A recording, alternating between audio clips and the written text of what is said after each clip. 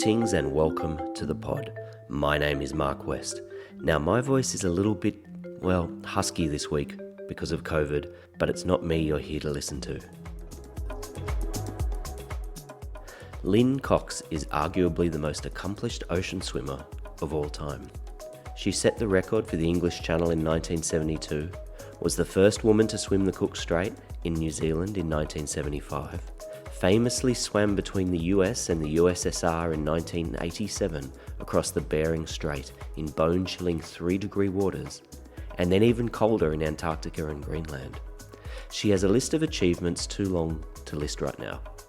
And Lynne is also an author and has a new book called Tales of Al, the Water Rescue Dog, detailing her experiences with Italy's elite, highly specialised corps of water rescue dogs who jump out of helicopters and save lives. Thanks very much to Noff for sending me a preprint. I had an absolutely fabulous chat with Lynne in which we talked swimming, in which we talked the book, in which we talked all sorts of things. And I started, as always, by asking her if she had always been an ocean swimmer.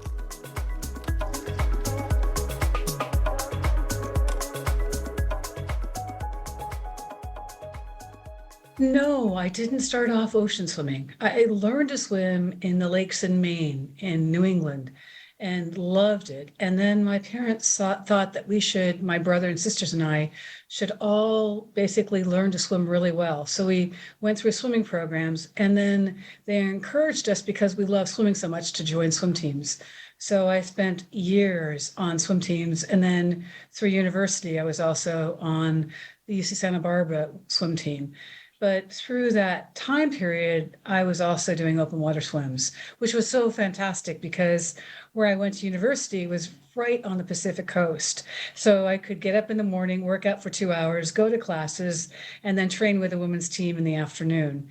And it was ideal. But also it was really great because there were people that were doing research on hypothermia and trying to figure out how people acclimated to the cold. And so they asked would I volunteer for some of the studies. And I was more than happy to help them. But part of the deal was that they said whatever they learned about me, they would tell me about. And then that in turn would help me learn how to train for what I was doing. So this whole background of swimming in swimming pools. And also I had an amazing coach who was the coach for the U.S. national team, and then he became the coach for the U.S. Olympic team for 4 different Olympic teams, and his name is Don Gambrell. And he was the one that was so great in figuring out how to adapt workouts from the pool into the ocean for me. Oh, that's amazing. And that story about, because you talk about it in swimming to Antarctica, about being you became a science experiment because being wired up because you swam so well in cold water. That's quite amazing that it was evident from the start. Well, it was really great because at the university they had nobody would volunteer to do these cold studies. And so I was trying to do a swim in the Strait of Magellan. And that was like my next goal. And so they said, could we study you? And then in return, they taught me about cold physiology and acclimatization to cold, but they also let me test out my ability in a cold tank at the university. And I got in way over my head initially and realized that I couldn't swim in 3 or 4 degrees C, that it was far too cold for me. But then one of the physiologists who had been a coach said, wait, you haven't trained for it. How can you expect to just do it? And I thought, that is so great that maybe if there's time that I can spend in the colder water and give myself, my body, my mind, everything, a chance to acclimatize, then maybe this is possible. So that was really the start of my ability to swim in colder waters.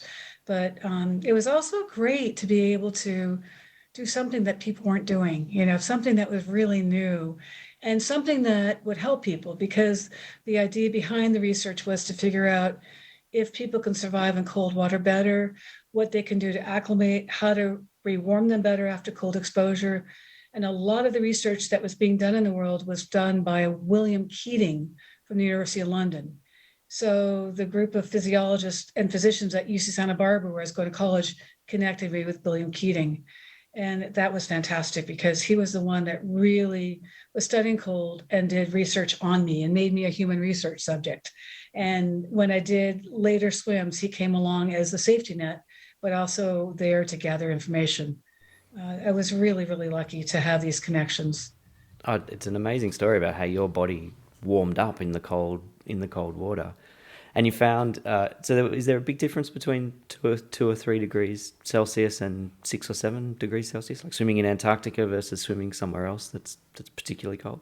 Huge, huge difference. I mean, I think there's a huge difference between swimming in cold saltwater and cold freshwater.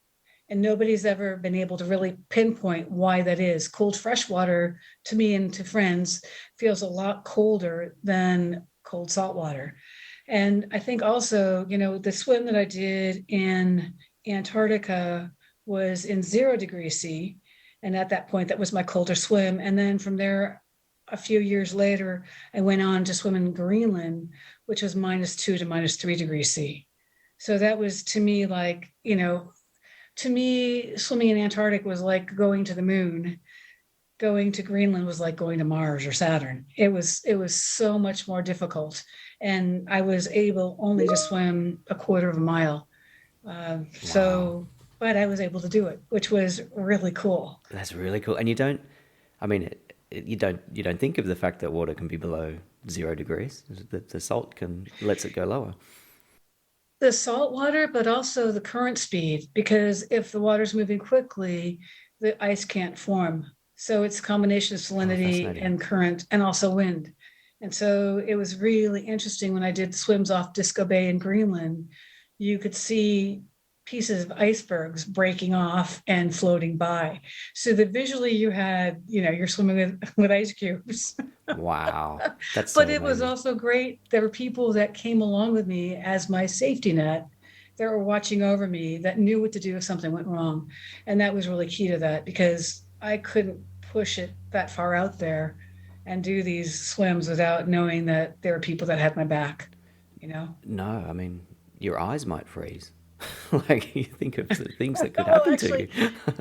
actually, when I was training to do the swim in Antarctica, I suddenly thought, you know how sensitive your ears can be to cold water. And at that point, I didn't know that if you get cold water in one ear, it can become extremely disorienting and cause sort of vertigo. But I thought maybe there'd be a problem with really cold water getting into my ear and cooling me down. So I was talking to my friend who's my dentist, a man named William Poe, and I said, I'm not sure what to do. And he said, well, I used to do tailor-made earplugs for patients that were swimming, and I used dental material for that. Would you like me to custom make some earplugs for you? So he did. And so that's what I wore during the swim in Antarctica to protect my ears. And later on found out that that was really a smart thing to do. Wow, that's awesome. That's really cool. If one day you sing, you can count on me, 'cause I've been there. Let me be your rescue dog forever. Please, let me be your super journey forever. Please. Well, I must ask you about your new book. So I finished your book, which is a lovely book, the Tales of Owl. The story. It's such a serendipitous story about how you discovered. So tell me how how you came across Italy's elite specialized corps of water dogs. I mean, that's something I hadn't heard of before. I had never heard of the Italian water rescue dog school. Let's see, Italian School for Water Rescue Dogs. I had never come across it until a friend said, you should see these Newfoundlands and Labradors and Golden Retrievers and German Shepherds and other dogs that leap out of helicopters into the waters off Italy and with their owners who are trained as lifeguards, rescue people and pull them ashore. So I was fascinated with this whole thing. Like, when do you ever see dogs do that? And so I started doing some research and saw a clip on the internet for the Scuola Italiana Carne salvataggio, and that's what it is in Italian. And so I saw a black Newfoundland leaping out of a red helicopter into a lake. And I thought, I just have to go there to Milan and find out how they train the dogs to do this. I mean, it was my curiosity that carried me away. I'd been there years ago to swim across the northern lakes because prior to that, I had met Pope John Paul, and Pope John Paul was an avid swimmer. And so I had asked him, where are your favorite places to swim? And he said, well, in Poland, but also the northern lakes of Italy. So I'd been there before. And so when I saw the clip about the Newfoundland dogs, I thought, this is a great way to be able to return there, to meet people, to find out about the dogs. And so I started doing research, and through all sorts of connections, wound up going to Italy to see how the dogs trained. And I realized that there were huge parallels between the way elite athletes train, elite swimmers train, and the way that the dogs and also their owners and the instructors train to get these dogs to become lifeguard dogs. And it was really interesting because there are people that have said to me since then, well, why do you need a dog to pull in somebody from the water? Why can't you just have a lifeguard? And so somebody explained to me that Newfoundlands can pull in 6 people at a time, and Labradors can pull in 2 to 3 people at a time, along with the owner. So the owner's there supporting and helping as well. So if you have a group of people that have pulled out by a strong current and you don't have a lifeguard right there on site, you can use the dogs to get them. But it also turns out that the dogs have been trained to look for signs of somebody in trouble. So instead of just having 2 eyes on the water, you have 2 human eyes and 2 dog eyes, or how many other people are there. And I can't remember if it was June or July of last year, but there was this episode where there were 14 children in Italy on rubber inflatable rafts that have been pulled out by strong current and pulled way offshore. And there was a mom that had been out there on one of the rafts, and so she started waving. And there were 2 instructors with their 2 Labradors that swam out and pulled all 14 people into shore. So it's not just a theory. It's not, we're just doing this for fun. It's actually they do train, they do prepare, and they're an elite group. And I've written a lot about this in my new book, Tales of Al, the Water Rescue Dog. But I've also written about dogs and swimming and courage and learning to swim and all sorts of things that have to do with the water. And I think that, there are so many things that connect with us as swimmers, taking that first leap into the water and how the dog takes the first leap into the water. And that same kind of reassurance that you get or maybe don't get and should have gotten. So that's sort of the overview of the new book. And I just found out that if people want to purchase it, they can go to amazon.com.au, or and if they want to find out more, I have a website, lynnecox.com, which gives more background on the book and my background as an author and as a swimmer. So I really liked the book, and something you touched on just then. I really liked the way that it, you talked about the dogs and the dog training, and then you sort of talked about human training and the parallels, and then maybe your own kind of journey through Italy and Italian food. I noticed how much you enjoyed the Italian food and drinks and whatnot. So well, I think, I think that a lot of swimmers are also foodies, that they enjoy doing, or triathletes or other athletes enjoy doing a really hard workout with the idea of when they finish, they can eat something they want to eat, or they can try something, or they can get together with their friends and have something to eat. And so that was the same pattern that I saw when I was in Italy, where they all worked out together, they all worked hard, they all had been in the water for a long period of time, and they all came together. And it was a time that was sort of joyful, or was joyful, but it was a time that they sort of debriefed and talked about how their dogs did. It was sort of like, going to a big swim meet and doing well or not doing well, or playing water polo or doing another sport where you finish and you sort of relax together and you recount what happened during the day. And I think that often when we're doing these sports, we forget about taking that time afterwards to just enjoy what we just did and to continue that connection with friends and family. Yeah, and I think that's sort of what the book was. The book was like, telling different aspects of the tale and how it relates to different things. Kind of like going for a swim and seeing where you end up. I quite liked that. It was interesting, an interesting tale. I liked when you were talking about how training dogs like elite athletes. There was some bits in there about how the trainers knew when to give the dogs a break, just like the coaches would know when to give human athletes a break during the training, not overtrain them, and that type of thing. Some of the parallels are really There interesting. were it's really great that you saw those segments, because when you write a book, you never know how it's going to be received, and you never know what will resonate with people. But through the years, I've taught swimmers, and I've also taught swimmers that were tremendously fearful. So one of the things I was trying to find out in this journey to Italy was, do these dogs want to do this? And are they getting positive reinforcement? Or are they getting thrown out of the helicopters? What's really going on here? And it was done in all good ways. Otherwise I don't think I would have written about it.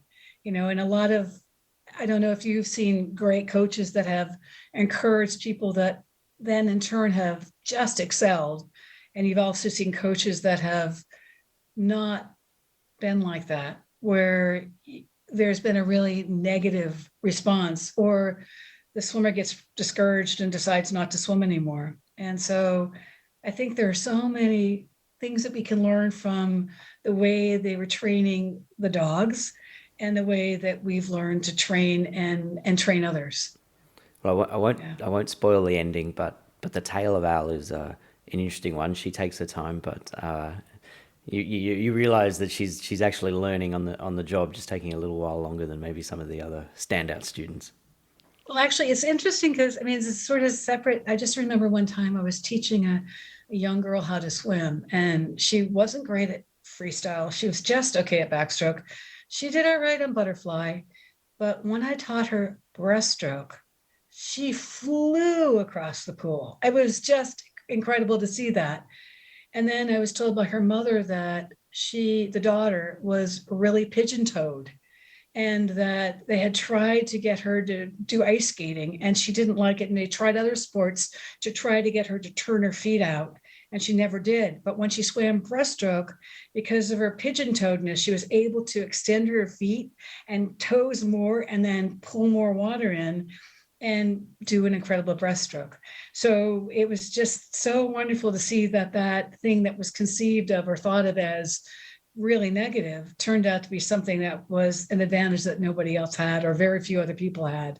And so I think that, a great coach sees that within somebody, that, they may not get it as fast as you get it or your friends get it, but sometimes just being able to figure out how far to push or when to stop, that makes all the difference in their ability to do well or to become an elite athlete. Do you have any more books in the pipeline? Do I have any more books in the pipeline? Well, actually, yes. I have eventually a children's book coming out, and I have started working on another book. So, but first, I'm spending the next 6 weeks doing a real extensive book tour up the East Coast of the United States, down up the West Coast of the United States, down the East Coast, around the Midwest to the Pacific Northwest, then Southern California. And then from there, I'll be going to Europe. So it's a really big book tour, but it's really exciting because you get a chance to meet the people who are reading your work and to be able to connect with them, and you get to hear a lot of their stories. So that for me is the fun part of completing something like you do when you complete a distance or a big swim. You see that completion, but then afterwards connecting with other people that have done something similar and learning from them. I've already collected a number of dog stories that I hadn't heard about, and one of the cool things about this journey through the North American continent, basically, except for Canada right now, but is that there will be people along the way that will be sharing stories about their dogs and about Newfoundlands and about swimming. So, and about Italian food. So it's going to be a great time. No, it sounds perfect. So do you think you'll get any swims in on your tour? Do you still swim every day? That's going to be a hard thing to do, but I have planned a lot of swims in hotel pools and then friends that have pools. And when I can, in a lake or maybe a river along the way. I don't know that much about river swimming. So with any swim that I do, I spend time checking out with local lifeguards and with harbor masters and all sorts of people, because there are things that you don't expect. I don't know if you have this in Australia, but in the United States and Canada, and I don't know about in Europe, but I know in the United States and Canada, there are lakes that will get parasites in them that cause duckage. And it's just not a good thing to get. So I've learned from friends that there's certain times of the year where they'll swim, and they'll also check with the public health departments. So I will be swimming where I can along the way, but not just jumping anywhere. That's good advice coming from one of the world's most acclaimed swimmers to check it out first. It's a lot of people just like to go jump in, but it's good advice. Well, whenever I come back to Australia, I'd be contacting you about where can you swim in the Sydney area that's safe, and what do you avoid? And I was just in touch with somebody in Florida area, and she said, "Oh, I never swim in the ocean there because there's too many jellyfish and sharks. And the fresh water, you have water moccasins and you have alligators. So I swim in the pool." And I'm like, okay. I think I would do the same thing, You can show him off to all your friends after he's had a bath. And if you dress him up with a cool bandana, he's sure to make a big splash. You can tell he's smart by the look in his eyes, watching us as we move. So what if he's got a bad habit or two, like hiding people's shoes? So you've told your story many times to broadcasters and podcasters way more famous than me. So I won't ask you to go back over too much. But what do you like to tell people about your swimming career? What are the stories that you like to tell? I think often people will ask me, "What's the most challenging swim that you ever did?"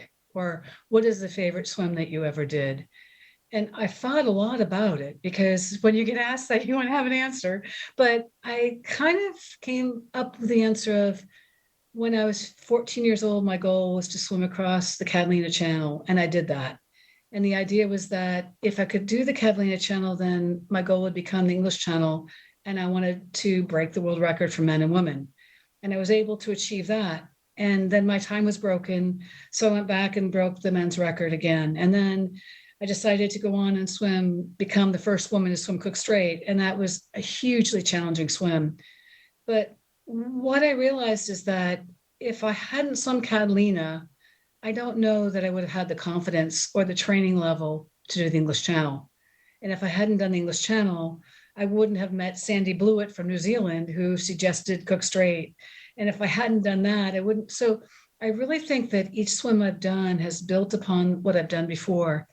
And I think that nowadays there are so many people that have gotten into the sport of open water swimming, and they're so excited about it. But a lot of people are trying to shortcut it. They just want to check off the list of, I've done this swim, I've done that swim. And I think that often what happens is they haven't been able to really put in the distance or time or the acclimatization. So then they attempt to swim and it doesn't work. And they come back and then they have to look at what didn't work and then evaluate whether or not they want to try again. And often they'll try again. But again, it's like you really need to spend the time, the energy, the effort to get it right the first time. And I think I was really fortunate that I often over-prepared for swims. And there was one point, though, where I was training to swim Catalina, San Pedro Channel, also known as the Catalina Channel. I was training to do it again to break the world record. And I had a coach that had me overtrain. So I was training up to 6 hours a day in the ocean. And by the time I did the swim, I was so burnt out that I really didn't care. I really didn't want to do the swim. And I wound up on that swim getting lost in the fog and deciding then that I never wanted to do another swim again. And I was really lucky because at that point I was 17 years old and I could have stopped. But I had my parents and a friend who was a psychologist who had tried the English Channel 4 times. His name was Fahmi Atala. And Fahmi basically said, you have to go back and do the swim. And then if you want to retire, go ahead. But you really need, otherwise it'll bother you forever. So I went back and I did it and I broke the world record for men and women and then decided that I want to do other things after that. So I was really fortunate to have people encouraging me. And also after that point, though, I realized that I needed to coach myself, that I knew what I needed to do to reach a goal, but I also had myself to blame if I didn't make it. I couldn't say, oh, the coach overtrained me, or, he didn't understand, or whatever, or she didn't understand. It was me that got myself there. And then it was my support team that helped me so much to make sure I was safe during the swims. And so that's sort of been after I was, I think, 17 years old, I started really coaching myself and was able to get support to do swims. And actually, the other part is that, it's always the local knowledge that makes all the difference. It's the local people who give of themselves, who give their knowledge, who are part of this great adventure that make the difference, I guess you started to, I guess by then you knew what made yourself tick. You knew how your body worked, and you knew how to get through these long things by yourself. I think that to do the things that we do, we need to have some confidence in ourselves. And we are also having to make sure that we get to work out and do the training. And if we can't do the training, then how can we expect to get to the goal? And so often I'd think, okay, a huge swim is not just a swim, it's the mountain you have to climb. And the swim itself is just the summit, but you can't do the summit without all the work toward it. So there'd be times along the way, where I'd go, I don't feel like working out today, I'm tired. And most of the time I talk myself into going and doing it. But there's some days where there's a reason to just take it off. You need the break physically, but you also need the break mentally. You just need to be with your friends or your family or do something different, because having your head only in the water for long periods of time gets kind of boring too, Well, what do you think about when you're in the water for 10 hours or even 2 hours? What do you think about? It changes. There's a friend named Eileen who I swim with in Long Beach, California right now. And we were just having a very philosophical talk the other day about God and life and creation and connections to the universe. This is at 7 a.m. And we were talking about how things really do seem connected within nature and how we seem connected to that. And so as we finished our last sentence, we looked over and about 8 meters from us, a mom dolphin and her baby rose up and swam right toward us. And as if to underscore that, a second mom dolphin came right after her and they swam right by us. And Eileen looked at me and I looked at her and I said, I think this was the sign we were supposed to see. So stuff like that happens. Where the other day I'm now in the Midwest, but I was in Southern California and I was with my friend and we were chatting, and we don't always swim because we can't talk. So we were just swimming breaststroke and dog paddling. And my friend Susie said, oh my gosh, look behind you. And just as I turned, I saw the depression, and it was a green sea turtle that had sort of just been swimming behind us, watching us paddling along. So for me, it's those moments where you sort of are involved with nature, you're connected to it and you see it. And it's just so different than getting up and swimming in a pool or just going for a walk. And so I think about those things. I think about what I'm writing. A lot of that time when we're in the water, you can just think. So for this last book, I was so excited about writing about it that I was up at 3 a.m. writing for 2 or 3 or 4 hours. And then I'd get in the water and swim and think about what I'd written and then go back and work on the book some more. And so I think when you have that kind of energy, it goes back and forth with swimming and to creation and stuff. Do you ever have that happening with you? Yeah, although I probably don't find swimming quite so easy as you do. So, there's always a touch of having to survive if I'm a kilometre off the coast. Um, but yeah, I mean, you do feel because uh, you're really enveloped by the water. You're surrounded in a way that's different to when you're just going for a run or a walk or something. You really feel amongst it. So for me, and it's different temperature, and it's using different muscles. It is a different experience, I think. I don't know if you have this happening right now in the area we were swimming, but it's springtime in California. And so as we're swimming, it's sort of like swimming through ice cream and then hot fudge sundae. Right. There's Yep. this huge ripple of warm and cold meeting. So, you're swimming and you suddenly stop like, oh my gosh, it's cold, or oh, I don't want to leave here because it's so warm. Does that happen there where you are? That it definitely does, especially down just a little south of Sydney, where some of the currents off the coast kind of peel away. You get the different temperature waters just very close to each other, and yeah, it's really interesting to swim through that. Yeah, it makes you, well, it sort of wakes you up and it relaxes you. That's right. Makes you move quickly through some bits.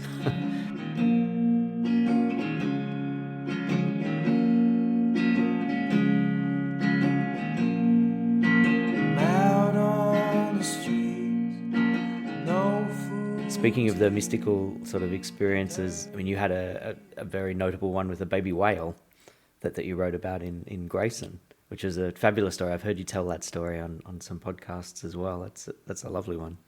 Yeah, actually, it was one of those, actually, that was when I was training to swim the Catalina Channel the second time.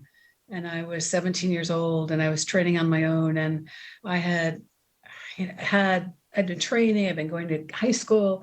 I was all set, just had this Saturday free. I was just going to swim for a short amount and then go see friends. And when I went to this workout, suddenly I discovered, because a fisherman told me, that there was a baby whale following me and it had been lost. So for hours, 5 hours or so, I spent swimming off the California coast, trying to help the baby find its mom.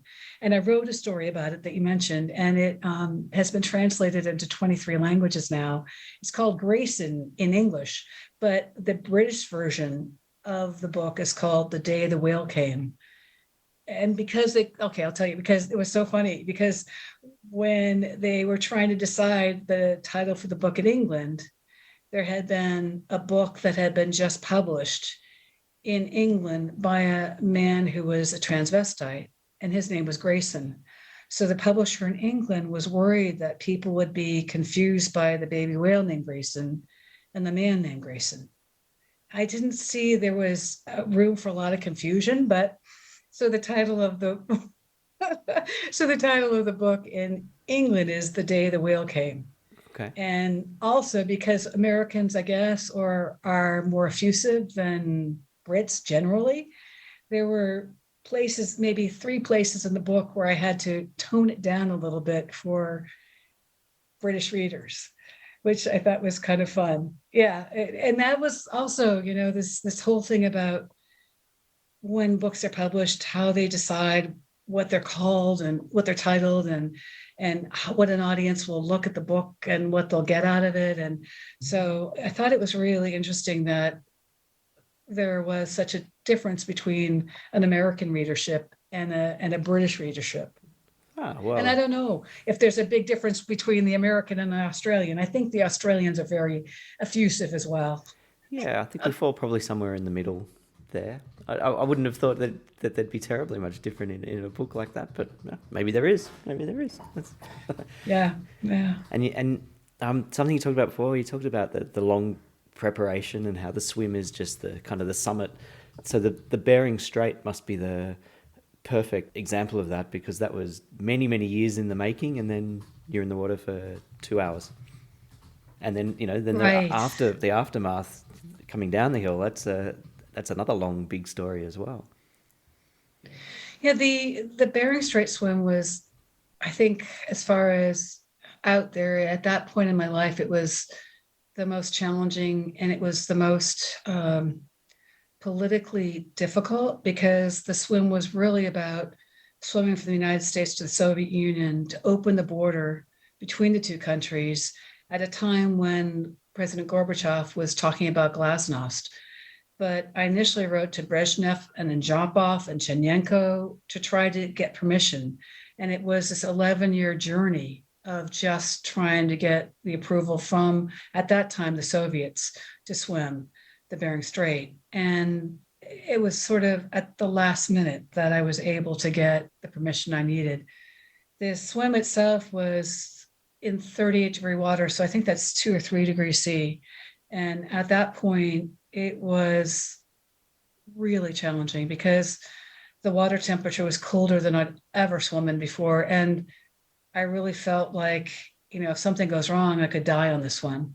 So the crew that I had were really experienced Inuit, used to be called Eskimos, but they were in Umiaks, which were rubber skin boats that were guiding me across from the United States to the Soviet Union. And we had crew that were from the press and Dr. Keating from London and another physician and other people that were there to make sure the swim was safe as it could be. And then we wound up meeting the Russians now, the Soviets then, the Russians now at the halfway point.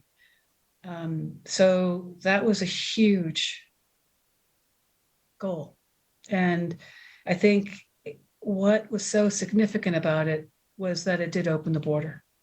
And it did help to promote peace. And not that much longer after that, the border between the Berlin Wall between East and West Berlin came down.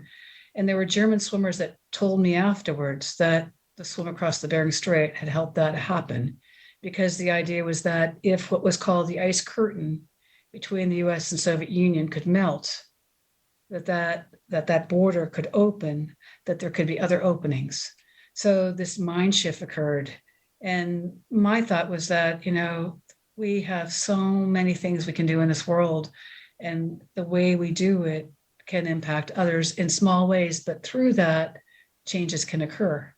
And so, more recently, I was really concerned about what was going on in the Ukraine, as millions of other people are. And so, while I really was in favor of doing the swim to reach out to the Soviets, I was really upset with what was happening with the invasion of the Russians into Ukraine. So there were swimmers around the world that were asking me, what can we do? So there were Australians and Europeans and North and South Americans and Canadians and and Asians who all joined together and did a swim for the Ukraine on April 4th, where we just put on something blue and yellow. And then the idea was to show that support, but also to donate to charities that were vetted that would support the Ukraine. And so I think it was somewhat helpful, and maybe at some point we'll do it again. But the other thing that happens is that relationships in the world change, and we have to change with those changes, I guess. And so I think there'll be other swimmers and other athletes and other journalists that figure out how to bridge these distances. And the swim across the Bering Strait was something that did that. Years later, I do a swim that was between Argentina and Chile to across the Beagle Channel.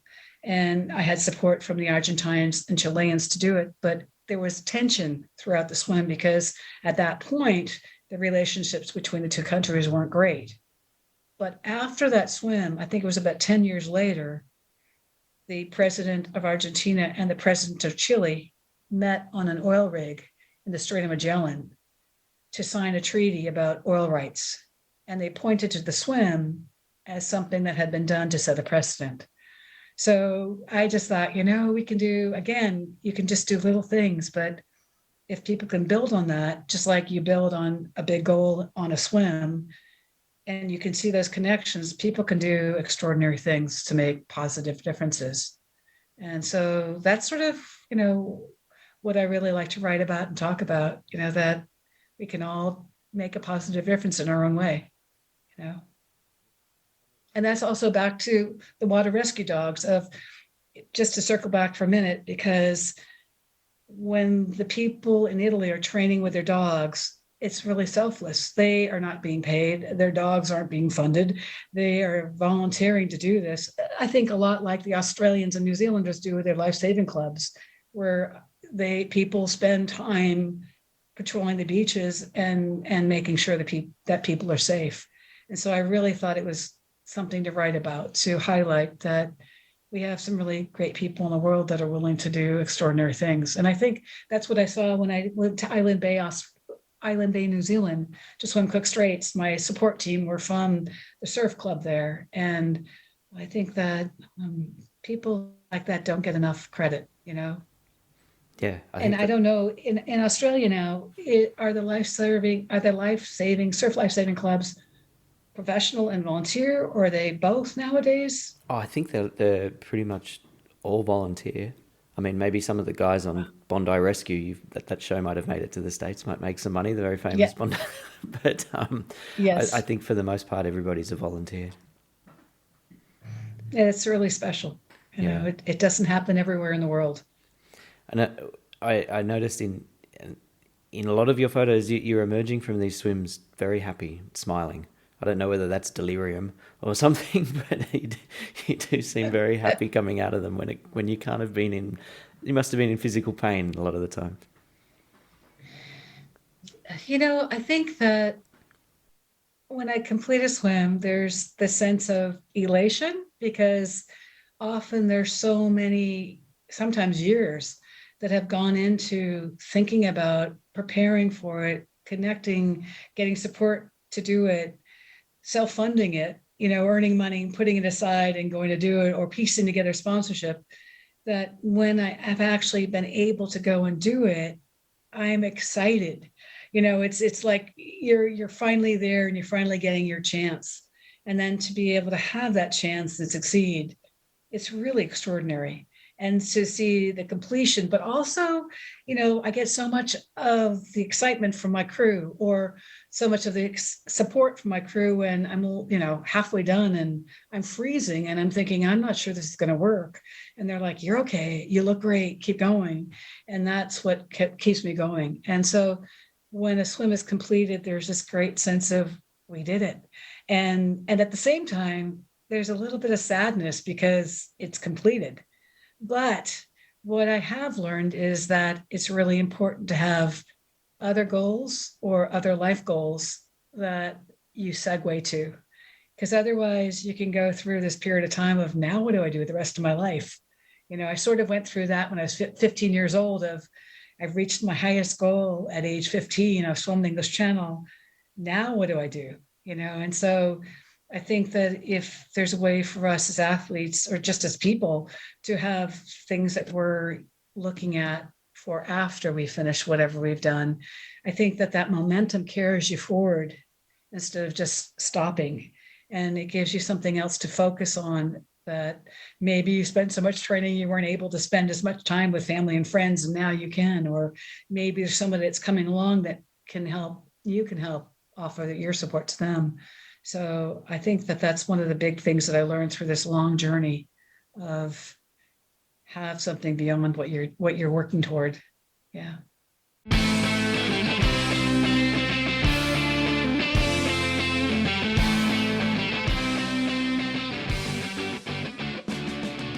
Do you have any swims planned anywhere else you want to go? Do you want to go back swim in the Nile?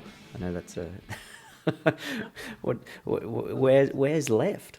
Well, to answer your two questions, the first question is no, never. I should never say never, but I never want to swim in the Nile River again. I learned that it was not, water quality issues were huge. And, you know, when I'm going to Europe this fall, there are places that I'd love to swim that I'm starting to do a little bit of research on, but they're not like big, challenging swims. It's more that I just want to go and do a swim in these different waters and experience them. And it feels almost like I've come full circle, because when I was a little kid, my parents had a swimming in Snow Pond in Maine, where my grandfather learned to swim, where my mother learned to swim, where this whole connection to the lake there was, and that fun of being in fresh water and in the open water. And now, as I've gotten older, I've, first did these competitive pool swimming and on teams and on water polo teams. And I managed the U.S. women's water polo team and traveled to Brisbane for my sisters to be in the world championships in the water polo. And so have had all these structured programs that I've done and broken world records and done things that were first. And now I'm back to where I just want to be able to swim where I can and have a new experience. And I think there's something just really simple, but something really beautiful in that. Yeah. Well, I would look forward to any new books coming out as well. That'd be exciting. And you're on the tour for, how long did you say? 6 weeks, is that right? 6 weeks. I actually start on May 24th on the West Coast, and we'll be finishing in the Pacific Northwest after going all over the country on the 9th of July. But there's a good chance there'll be more dates that are added. And then in September, we'll be going to Europe. I'll be going to Europe for work over there. And I think that, we'll see. One of the really exciting things that just recently happened is that right now, Tales of Al hasn't been published yet. But because there have been so many pre-orders, it's already gone back to a second publishing. Fantastic. And the publisher and editor and everyone else are so excited because, well, I'm so excited because people are really ready for the story. I think that they're ready for a happy story. And my first audience are swimmers and athletes and triathletes. And my second audience, I think, are just adventurers. And now I think the other audience are dog people. And so for me to be in a room full of dog people and swimmers and athletes and adventurers will be really, really fun. Good people. To be able to do this journey. Do you have a dog? I used to have a yellow Labrador named Cody. And he was my folks always had dogs, but at this point in my life, my husband and I travel so much that it's just not fair to have a dog. If we had a dog, it would be a pet setter's dog. So I am able to get my dog fixes by swimming with friends' dogs or walking with friends and their dogs, or just that's pretty much it. Yeah. I look forward to seeing the final version because your publicist was kind enough to send me the pre-published version, but it didn't have any photos in it. So I want to see all these big, beautiful brown puppy dogs. Well, actually, you'll see a lot of the Newfoundlands, and I think I'm not sure of the final photos, but the dogs that are part of the Italian Water Rescue Dog School are not just Newfoundlands. There are golden retrievers and Labradors and German Shepherds, and there are other breeds that are also coming to train with their owners and with instructors. So I sort of keyed in on the Newfoundland because they're big dogs, and I've had some experience with being with Newfoundlands, but I love that they're training other dogs as well. And so their story is also about the other breeds who are equally smart or even smarter. And that was what was also really interesting, is that the different breeds of dogs, it didn't matter often what their age was, whether or not one was better than the other. In terms of learning, it might be that one dog was just smarter than the other, or caught on a little faster, or the owner understood how to help the dog more than the other dog. So there was this interesting thing where you could see owners and their dogs helping other owners and their dogs learning a certain skill. And again, it felt like being on a swim team. These things are going in my head like, oh yeah, remember when you had that swimmer, the Olympic Gary Hall, the butterflyer who won the gold medal, who was willing to show you how to do a dolphin kick better? Okay, this is the same thing going on here. It was just amazing to see that camaraderie, Oh, it's beautiful. It's a beautiful story. How can I make it? How can I do this? How can I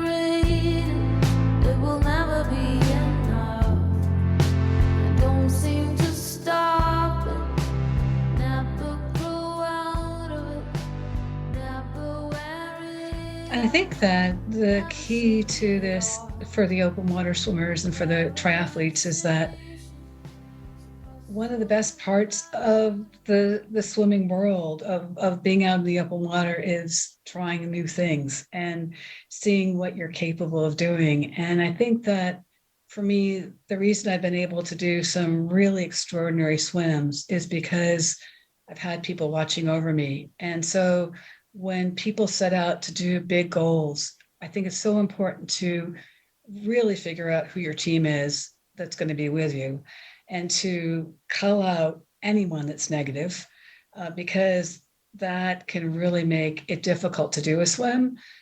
But also, it's worth listening to people that are sort of naysayers to say, maybe I do need to have 3 support boats because the engine and 2 of them could conk out.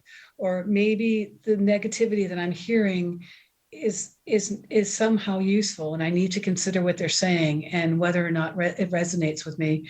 Because I think that what we're doing as open water swimmers and triathletes and just adventurers is that often we're going into new or unknown waters, and so we have to always do it safely, and we also have to make sure that the people we're doing it with, that they're safe. And so I think that when we realize that the swim is really about seeing what we're capable of doing, it makes it more exciting, and I think that that's one of the big things about the things that I've done. And now the sport of open water swimming has just expanded around the world. I mean, people are doing everything from extraordinary long swims and challenging swims to extremely cold water swims and swimming in places that people haven't swum before. And I think that it's really fun to see that. They don't, yeah. So there are a lot of people that think, oh, I have to swim the English Channel to show that I'm to show myself or to show others that I'm an extraordinary athlete or whatever it is. And I've often said to people, you are really a warm water swimmer. And maybe it's better to look at some places where the water's really warm and do something fun off the coast of Italy or some lake. Why not do what you can succeed at and enjoy and look at that? I guess those are some of the things that I look at and reflect on and say, how can we enjoy what we're doing and not make it painful and torturous, as you had said earlier. Sometimes you have to work through that to get to the other side, but if that's what this is all about, then you really might want to consider doing something else. Yeah. It's amazing looking at the list of some of your swims, and I mean, you were doing a lot of these swims in the 70s and 80s, and then people didn't do them again until, or at least in the databases recorded till the 2000s or whatever. You were 20 years ahead of your time. Well, there were swimmers that were doing sort of the standard swims, and there was a lot of swimming in Britain and in the lakes and the lochs and all that. But a lot of the swims that I did, people just didn't think were possible, like the Strait of Magellan or the Cape of Good Hope. I just talked to a group of swimmers in South Africa last week, and they call it the Cape Point swim that they're doing now. And there's one that they're doing across, I think it's called Table Bay or something like that in South Africa, where the distance is similar to the English Channel. And they're trying to get that as one of the swims that people consider to do from around the world. And I think that it's really wonderful to see how much the sport has grown, how many people are out there trying to do new things. And I think that there are people that are experimenting, and it's fun to see it. Yeah, it's great. You must look at it with some sort of joy. Maybe that's even... Absolutely. Yeah, because you kicked a lot of this off, right? Well, I think that we can just swim in swimming pools and be safe and know that pretty much you're going to get to the other side and go there and work out and probably learn how to establish a pace, which is really important, and also learn interval training and get your heart rate up and get strong physically. So that can help you when you're trying to go through a current on a long swim. And I think that swimming in a pool helps you also with friends and connections and not feeling alone when you're working out, and having that competition and friendly competition really helps. But I think that that's, to me, like years ago, and I never was good at it, but it was learning how to play the piano. It was like playing the scales over and over again. There's a point where you actually want to play a piece of music. And I think that swimming in the open water is like playing the music. Oh, that's It's where that's awesome. you where you really get to take what you've learned as a swimmer, as a conditioned athlete, to then go into something new and play.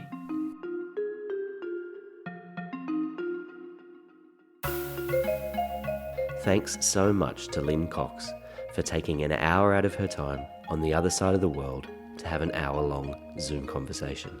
That was so cool and a real privilege. If you'd like any more information on anything that you heard in this podcast, for instance, if you'd like to buy Lynne's new book, Tales of Al, the Water Rescue Dog, then get over to the website at www.thepodpodcast.net. That's www.thepodpodcast.net. And on there, you'll be able to find links to buy the book and to other things that we talked about in this episode, such as some of Lynne's achievements. Thanks again to Lynne, and thanks so much for tuning in. My name's Mark West. I'll catch you next time on The Pod.